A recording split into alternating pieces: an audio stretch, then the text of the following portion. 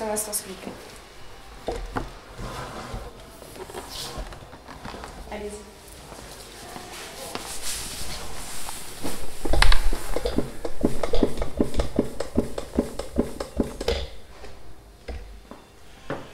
Lou, je vois que c'est parfait, vous avez les bons réflexes. Je vous ai vu déplacer le fauteuil et installer la pédale juste derrière vous, accessible.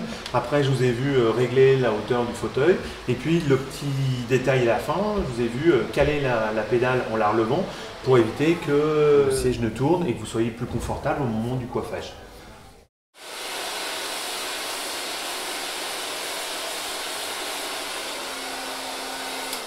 Où je vous vois travailler, je pense qu'on pourrait optimiser la position au niveau du sèche-cheveux, parce que je vous vois avec le poignet un peu cassé, le coude un peu en l'air et l'épaule aussi en hauteur.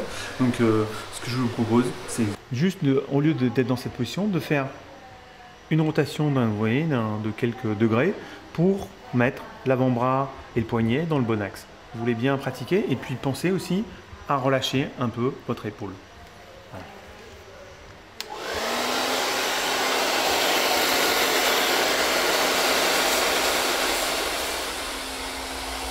Voilà, ça c'était une première proposition. Une deuxième que quelques coiffeurs commencent à travailler, c'est d'utiliser le sèche-cheveux en le tenant par le corps. Voilà, donc, et là à ce moment-là, vous avez le poignet complètement tout de suite dans l'axe, le coude qui est beaucoup plus bas, évidemment l'épaule, il n'y a plus de problème de lever l'épaule dans cette position-là. Et même quasiment le bras est le long du corps. Donc c'est une position beaucoup plus confortable. Je vous propose d'essayer.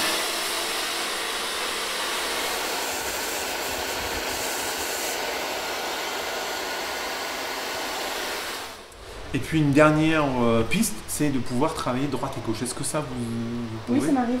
Ouais, parce que ça c'est aussi, j'ai rencontré plusieurs coiffeurs qui ont, dès leur formation, dès l'apprentissage, on leur a conseillé ou même on les a un peu parfois forcés à apprendre à travailler à droite et à gauche.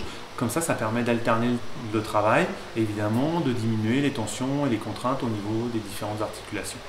Bah, le sèche-cheveux toujours dans la même main, ça finit par être lourd. D'accord. Et là, vous sentez que c'est plus confortable. Bah, du coup, ça partage les poids.